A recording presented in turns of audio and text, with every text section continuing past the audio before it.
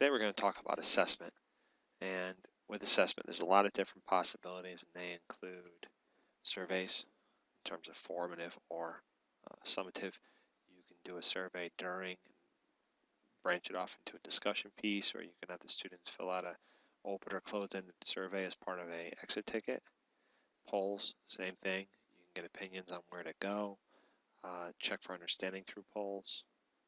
There are blogs. Students can do online writing to instead of rather an essay or a take-home paper, they can blog it, which could be distributed either privately or publicly to the teacher in the class.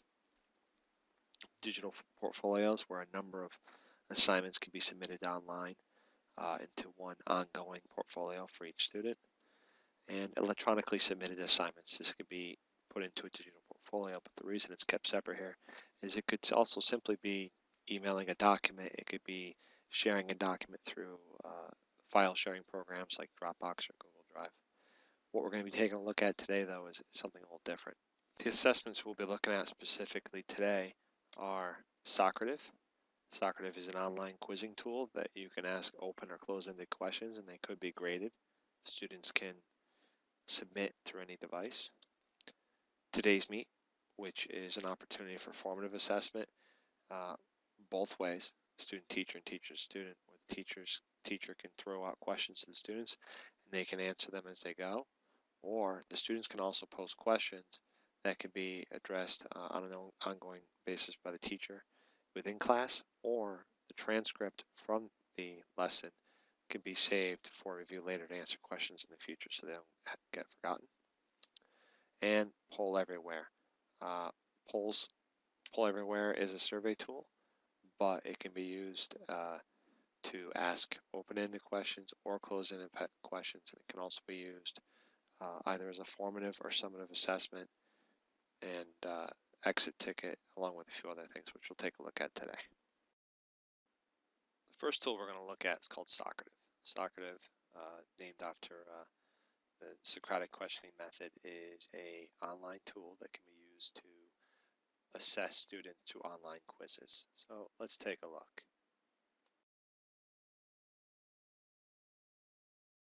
We're going to start out with a Torah Socrative. You see that you have a room number, types of questions, and types of quizzes.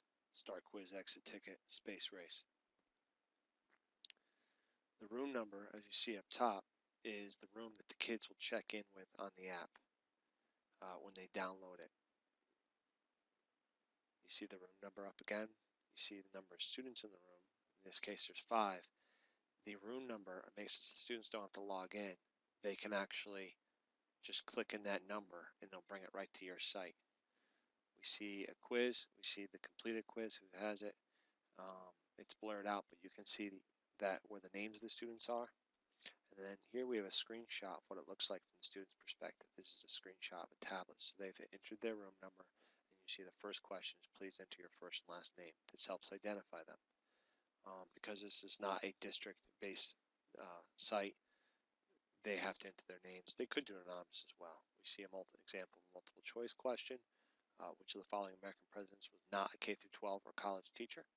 Has a number of options. They can click on one using a touch screen as found in a tablet or smartphone. I'll show you another example in a second here of an example of the response.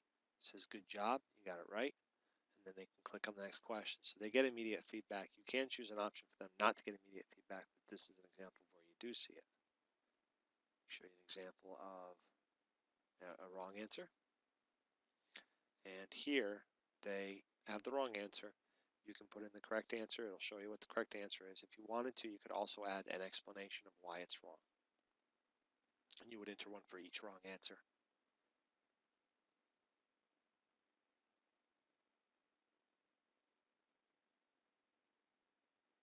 Here we have the room number. We see that the activity is completed. Once the teacher terminates the activity, stops it, the students get put in a hold pattern, which will stay that way until they start the next quiz or log out.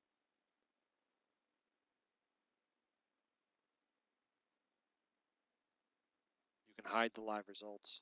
You can end the activity.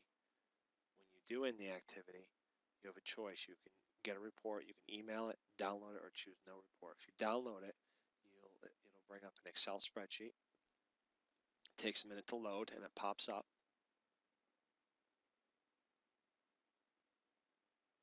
And when we look here at when it pops up, you'll see that the Excel spreadsheet gives students' names, what answers they gave, whether it's right or wrong, and the results. Here we see an example of an open-ended question. They put in answers, and then they get to vote on what answers they gave. So if the students give a number of answers, you can take those and reply. Here we see a screenshot of what it looks like for the students. This would be an exit ticket, for instance. What did you learn?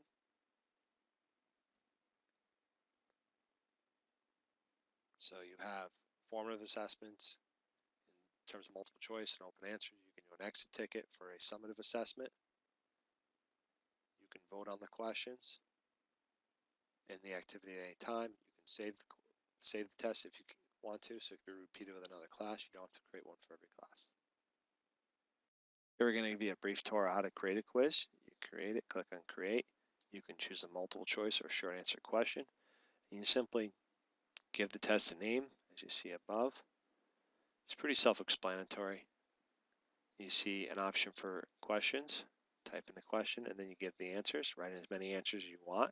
If it's multiple choice, you need at least 2. And you can add additional ones. And when you're done, you'll see the check boxes on the left. You click on the correct answer, and you're good to go. Here the answer is good. And then I can add a question. I'm going to click short answer. If the answer is good, I want them to answer why it's good. If you want to, because these are open-ended questions, they won't automatically grade, but you can put in what the correct answer is, so give feedback and an explanation of why that's the answer. And you can also switch questions around using the arrows. And then you save it. It's all saved. And then you'll see edit quizzes in your account or start quizzes and drop down menu so you select the one that you want to do. Next, we're going to look at some polling software. This one is called Poll Everywhere. And basically, you take online polls and surveys, you create them ahead of time. And this one's great because it doesn't operate through the internet, it operates through texting. So the students can use their phones without having to go on the internet, and it offers a lot more options. So let's take a look at that now. Here we see a few polls. We're going to take a look at what it looks like first. We see create polls and my polls, and what I've done is I've entered the question, what type of device do you use in class? We see text a code to a number, 87607. That's the number you would actually text to, or whatever number it gives you rather. And what they text to that number is one of the codes. You see tablet, and if you have a tablet, you would text 807359 to the number given. And you see some numbers popping up, and you saw laptop 1, smartphone 1. That means that within this class, at this point, one student has a laptop. Now we see 2 students have a smartphone, and the bars adjust as the people text in their answers. We're going to take a look in a little bit about how the questions are created, but this is to give you a sense of what it looks like for the students. Obviously, the larger the class, the more interaction, or the more these numbers will bounce around, the more complex it gets in terms of how it looks on the screen. Once again, these are closed-ended questions. We'll take a look at open-ended questions in a little bit. Here we're going to take a look at an open-ended question. The question is, what is your favorite device to use in class? This one gets a little more complicated in terms of the numbers, but not much. We see that the text is, the number is 939014. And so what they do, they text what they want to say behind that number to the number 37507. So what you're going to do is you text the following number to the following number 37607, or the number that's assigned to you, And when you put in, for instance, this person put in laptop, before they typed in laptop, they prefaced it with the 939014. And as we're looking, we're seeing the people in the class popping up. We see 3 people have iPhones, one person has a laptop. And what these people are able to do is put in answers that aren't necessarily a multiple choice question. And oddly enough, I think we're going to have one popping up in a minute. That's not an iPod, a laptop, or an iPhone. Oh, Gandalf is here. So that is apparently a device I've never heard of. And another person apparently has a notebook. Next, we're going to look at Today's Meet. Today's Meet is a type of back channel where people can ask questions, mostly as a formative assessment during class. You can keep a line of questioning. Students remember what they ask because they write it down, and teachers can answer at a more appropriate pace. In terms of what we're looking at for assessment, we've been taking a look at assessment tools for the classroom using BYOD technologies. We have Socrative, Poll Everywhere, Today's Meet, and Back Channel. What we're going to take a look at is Today's Meet. That's one of the 2 back channel programs we'll be looking at. One thing to not get confused is that there is a program called Back Channel, but this is not the same thing. It is the same type of site, but this is called Today's Meet, which is a back channel program, but not the same as the commercial version. So we're going to take a look, and we have this. This is the home page or the main page for Today's Meet, and we see that we can create a room, and you can refer to this as a classroom that based in cyberspace, and we're going to give it a name. We'll call it BYOD test. And as you can see, you have the URL pops up, and it's all todaysmeet.com, and the name of your room pops up at the end so the students can find it. You have a choice about how long you want the room to stay open. Later on, you'll have this option of where it closes down, and in the meantime, students can print off a transcript. So I'm going to say it's 8 hours, just to pick one, and I'm going to create a room. And I'm going to give it a name, and I will call myself Teacher. I'm going to join, and I'm going to say hello, everyone. And I'm going to click return. So it's almost the same in terms of that as a chat room. Now I'm going to go into a different computer here on the side, and I'm going to log myself in by just entering the name of, or the URL, which you see up top there, BYOD test. Clicking enter. Okay, now I'm going to say my name here, student. And I've entered the room, and I can say a message. Hello, back.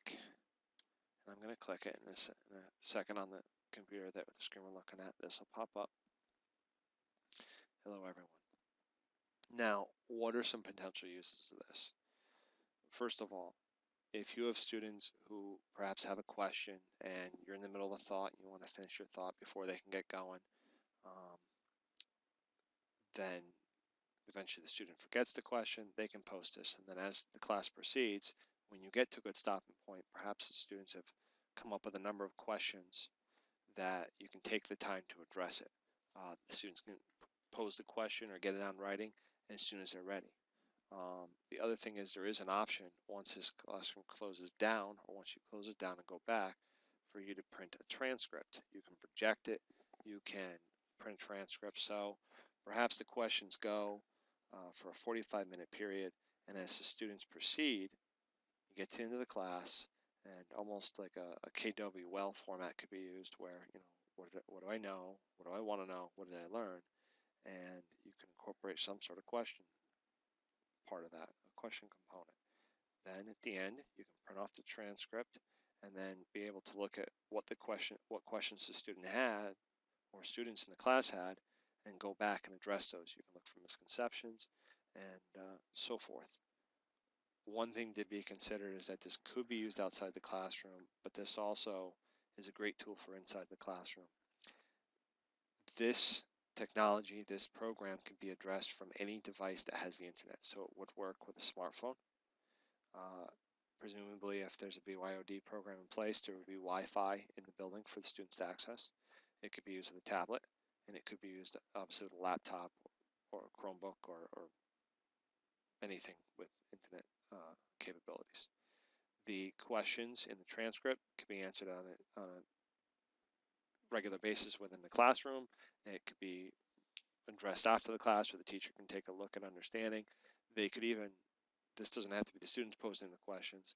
This could be the teacher posing a question to the class and then the students responding with appropriate responses. This would account for students who maybe would desire a little more wait time. They can respond in a little more convenient schedule for them that's conducive to their learning. So that would avoid the same couple students raising their hands and getting the questions right away. So today's meet is just one example of the back channel that we'll be looking at, and a good form of assessment, whether it be formative assessment, posing questions to the students, an opportunity for clarification on the behalf of the students, or perhaps a more summative assessment within a lesson. You could use this as perhaps an exit ticket as the students leave the room.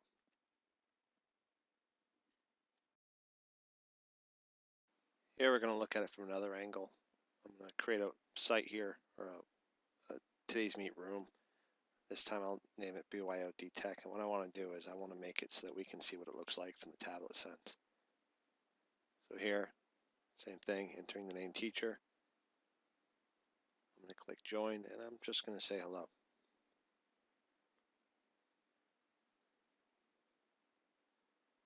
So click on here, type in hello, and I'm going to click say, and we're going to take a look at what it looks like from the student's angle. So it takes a minute to process. We're going to switch over to a screenshot on a tablet. Take a look here. This is what it looks like for the student. You see hello pop up. Same screen pretty much. Same thing would be on a phone. And type in an answer.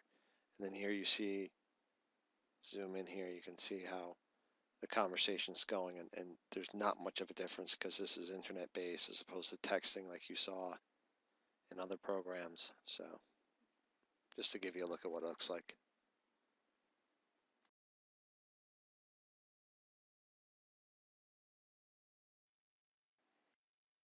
That's the conclusion of this video. The URL web addresses are posted on the site here, or on the screen here for your review to take a look. We see Socrative, Today's Meet, and Poll Everywhere. There are a lot of other links and software programs and resources for doing the type of things that these sites do. It is encouraged you check them out, but here's a good base to start at to see what it looks like. And just realize technology is always evolving, and there's a lot of things to check out, and give them a try.